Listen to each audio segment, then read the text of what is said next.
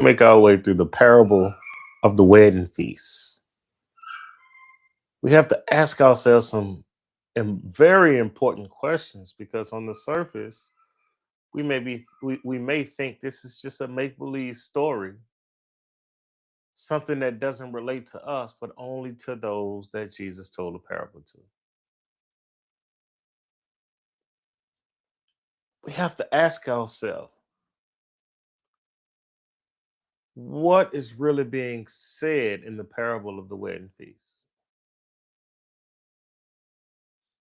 In Matthew 22 and 7, we ask ourselves, is this a historical event? Is it symbolic? Should we leave this in the past? Or is it a warning for today? We ask ourselves a very important question. What happens when God invites and the people reject the invitation? As we go through verse 7, we're going to examine what Jesus said while also examining what he is saying, not only to those in the past, but to us today. Matthew chapter 22, verse 7, the ESV version, English Standard Version. The king was angry. He sent his troops and destroyed those murderers and burned their city. I want to read that again because we often leave out the murderers part. The king was angry and he sent his troops and destroyed those murderers and burned their city. Hmm. Not only did he destroy the murderers,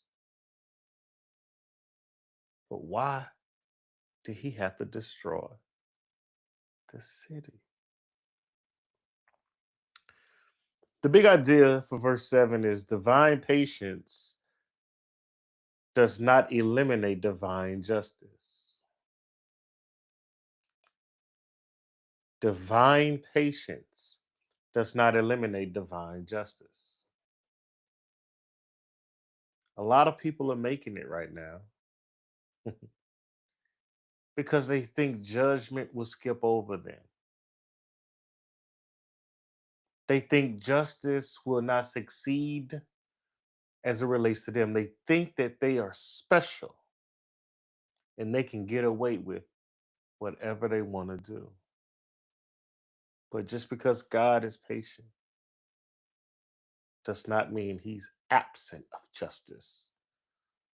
When grace is persistently rejected and God's messengers are murdered, watch this now, judgment becomes the righteous response of the king. Justice becomes the righteous response of the king. The very first point we're going to talk about is the anger of the king. It says the king was angry.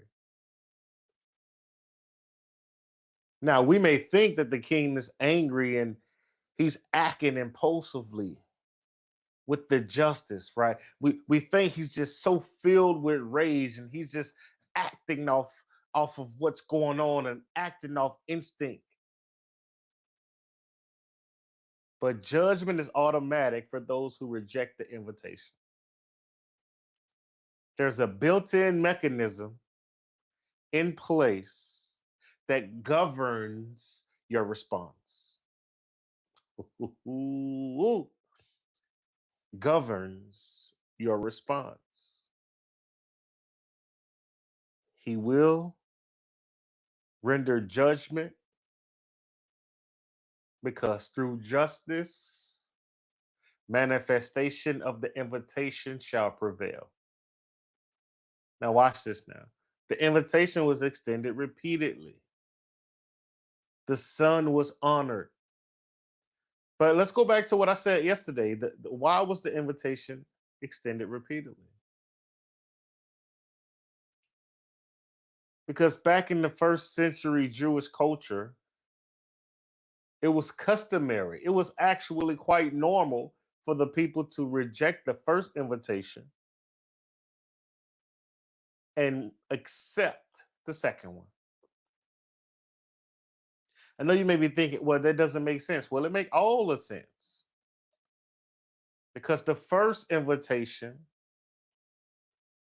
that was letting everyone know what was going to take place. But the second one is when they were made aware that all of the food and all of the preparations had been done and everything, all of the pleasantries, as you would say, is done. And they would accept the second one because all things, all of the planning, all of the food, everyone who was invited, they're going to be there. It was customary. So the king was honored, the feast was prepared, servants were sent. The servants are the prophets. The servants are God's messengers. The son is Christ Jesus. The servants were sent. They were not just simply ignored, they were killed. Watch this now. Divine anger in scriptures arises when we take advantage of God's grace when righteousness is violated.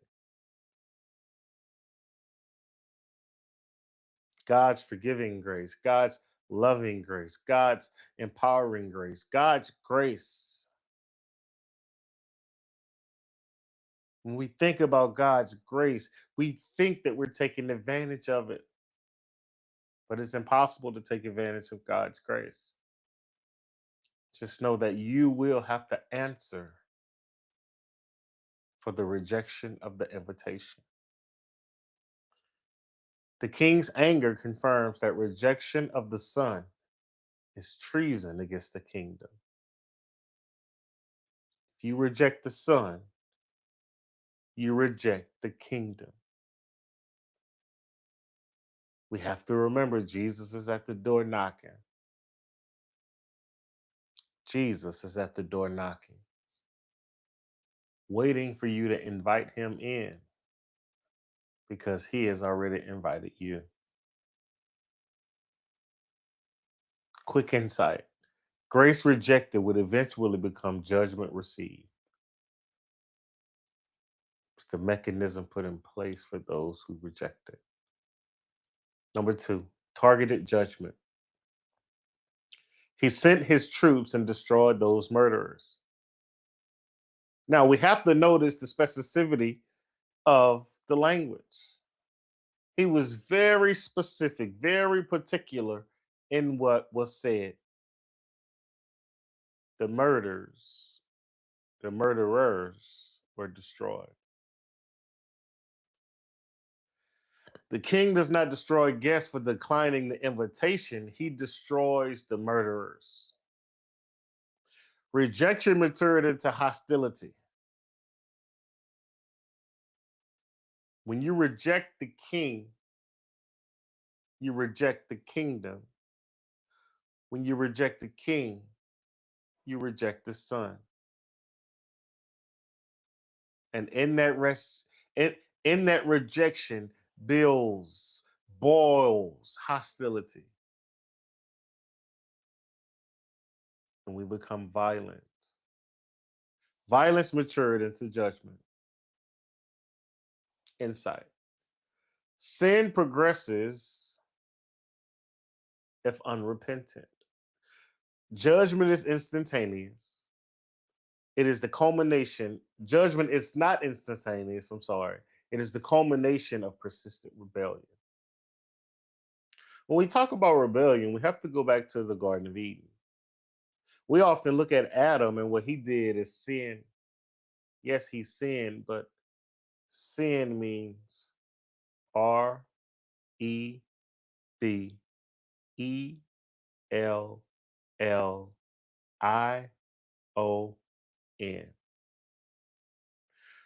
What is sin? We'll do it in sign language. REBELLION.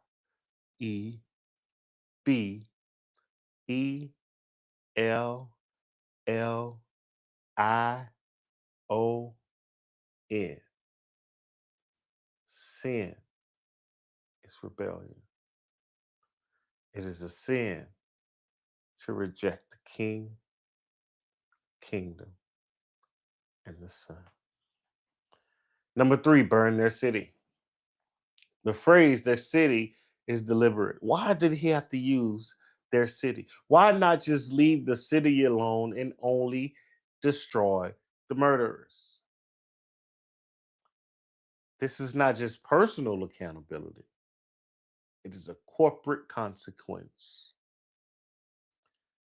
You see, the city, it represents a unified system of shared belief. The people in the city, they share the same belief. They share the same customs. They share the same resistance. They share the same traditions. They share the same everything. So the murderers were destroyed and the city was destroyed.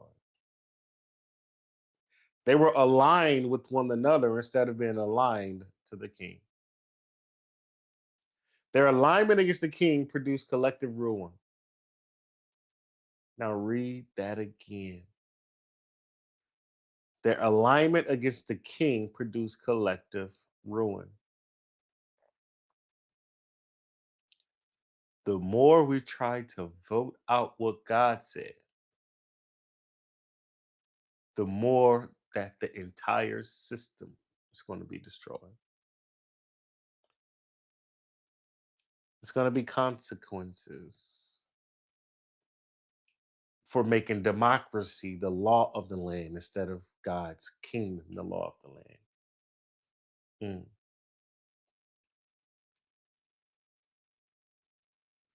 Catastrophic justice, the God kind. Kingdom insight. Shared unbelief produces shared consequences. Number 4, celebration in the midst of ruins. Now, watch this now. The critical question that we must ask ourselves, and probably the critical question that we're going to ask one another, is if the city is destroyed,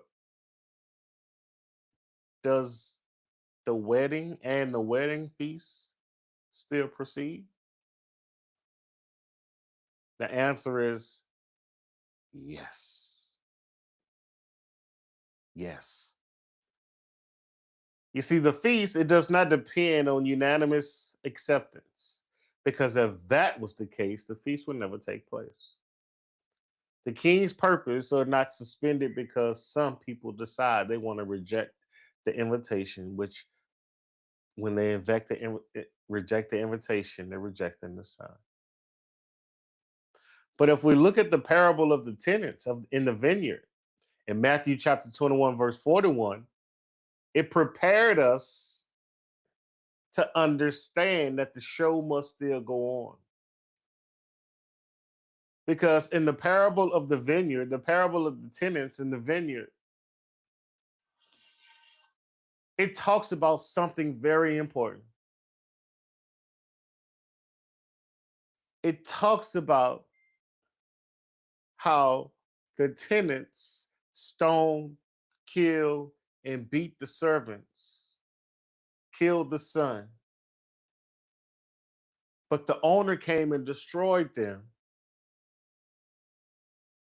but gave rightful stewardship, ownership, not ownership, but gave the right for the other people to come and produce in the vineyard. The same shall take place here. Not everyone will accept, but someone will. So the wedding is still going to go on because there's going to be some people who accept the invitation. There may be some people around you who do not believe. There may be some people around you who does not accept the invitation, but just you remain steadfast in your faith and you accept the invitation and be boldly and proud that you did.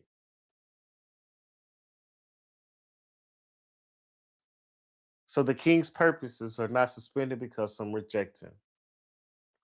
The kingdom is never vacant. If one group refuses fruitfulness, another will.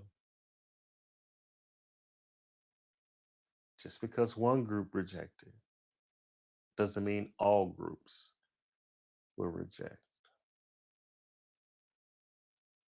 You were called to be set apart. You were called not to be like the people in the world. You were called to represent the image of the king. But in order for us to represent the image of the king, we must accept the invitation.